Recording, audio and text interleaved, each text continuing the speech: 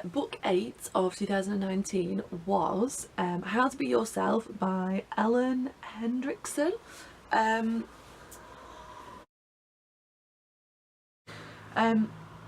this book was all about social anxiety, and I think even if you don't have social anxiety in the sense of the disorder, in terms of it like interfering with your kind of daily life and stuff, I think everybody experiences anxiety in some kind of way, particularly in social situations, at least at first anyway. And I think it's quite a common experience to feel a little bit awkward with people that you don't quite know that well. So I think even if you don't have like extreme social anxiety, it's still quite an interesting book to listen to.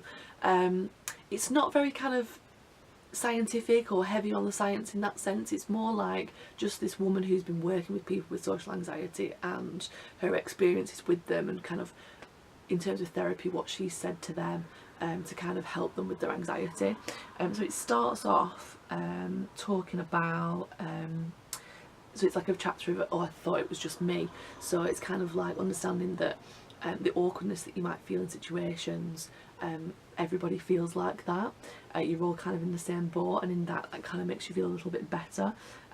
It kind of takes a little bit of a route down kind of what anxiety is, where it comes from, but not, like I said, heavy on the science, and kind of like what your brain is doing and how it's interpreting things, but again very kind of brief and for the layperson, so it's not complicated or anything.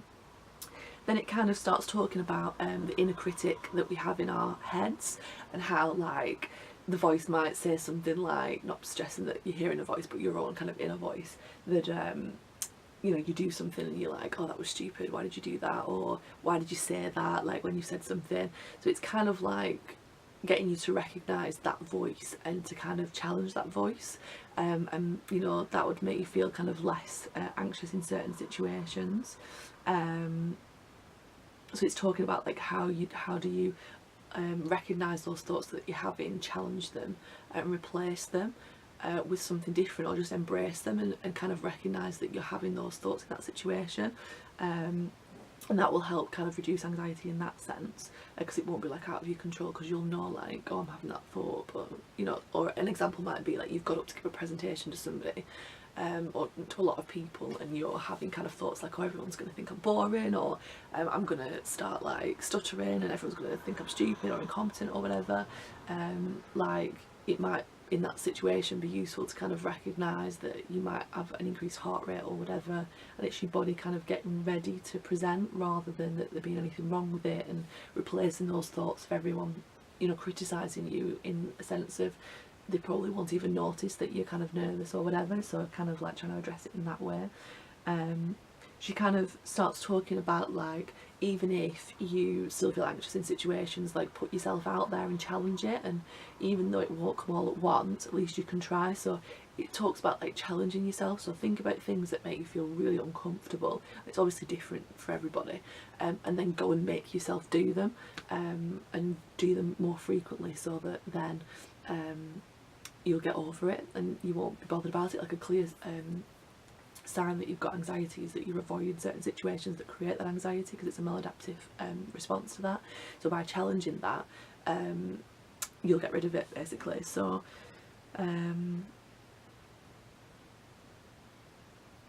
yeah, she's talking like about making like a challenge list, and to go through that challenge list gradually, just to kind of, you know, there's anxiety about talking to somebody that you don't know, it's like a stranger or whatever, so like just try to say something, and if it doesn't work then just, you know, chalk it up to experience basically, you know, rather than being like really harsh on ourselves, like, oh, we should have been more interesting or whatever, like because then she kind of moves into saying that a lot of anxiety stems from perfectionism. So you know, if you kind of are going to stand up to your presentation, for example, you've got really high standards for yourself and you want to be interested and engaging and all of those kinds of things, and then when you're not matching up to it, then it's creating that anxiety.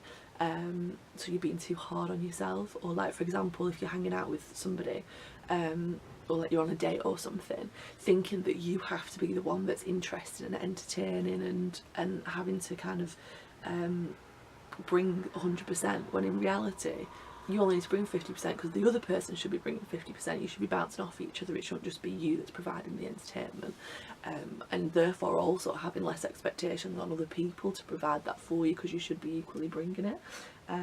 You know, you don't have to be smart and funny and interesting just to hang out with somebody. Like, somebody would kind of appreciate just company and you to listen to them. So stop being so hard on yourself in social situations. Like, a lot of people get anxious talking to strangers, and that's not my thing. That, like, I'm quite comfortable talking to strangers. I'm comfortable approaching people and things. Like, my awkwardness comes like on dates, or like if I've known someone for a bit but I don't know them that well and they're an acquaintance and you've already asked them how they are and what they've been up to, and then you're a bit like, what else do you talk about? And that's where I get a little bit like, oh, I should be thinking of something to say. But I've recognised that actually, no, I shouldn't. Like, I don't have to think of something to say. If something pops in my head, great. If it doesn't, well then, you know, it's not up to me to provide that kind of conversation. And actually I'm okay with it being quiet, and I don't feel awkward in quiet moments really. I've only started to feel anxious in those situations because other people are awkward and I'm picking up on their awkwardness. So I've recognised that in myself recently and realised actually, like, that's not my issue, so I shouldn't, you know, feel like that. And I've actually been a lot better at conversation because I've been putting less pressure on myself. So I think there's some kind of truth into what she's kind of talking about. She was talking as well about how people can be very kind of like chatty and confident in structured situations, but when it's unstructured they become really uncomfortable. So for example, if you're in a place where you don't know very many people, not many people will interact and talk to each other, but if you give them a task to do, like you've got 5 minutes to meet, you know, somebody, tell them who you are and where you're from and an interesting fact about yourself, and then move on and speak to somebody else, then more people integrate and talk to each other. And I recognise that in myself, because if I am like teaching, I'm very outgoing, very confident, got lots of things to say. I never feel like worried that I'm not going to be able to lecture or whatever. I feel very confident doing these videos because I've got stuff to say. But if I was in a situation with somebody where I didn't know like what they were interested in or what I was interested in, I'd start thinking, should I be saying something now? What should I be talking about? So I recognise that in myself, like, I need to stop doing that because that's preventing me from actually talking, because I've got loads of things to talk about that are interesting. So I should put like kind of less pressure on myself in that situation.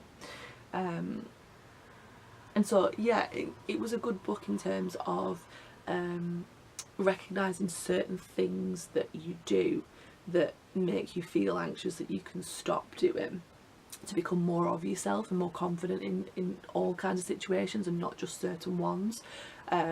Because, you know, if you're quite introverted, it's sometimes quite difficult if it's unstructured to kind of be yourself around certain situations.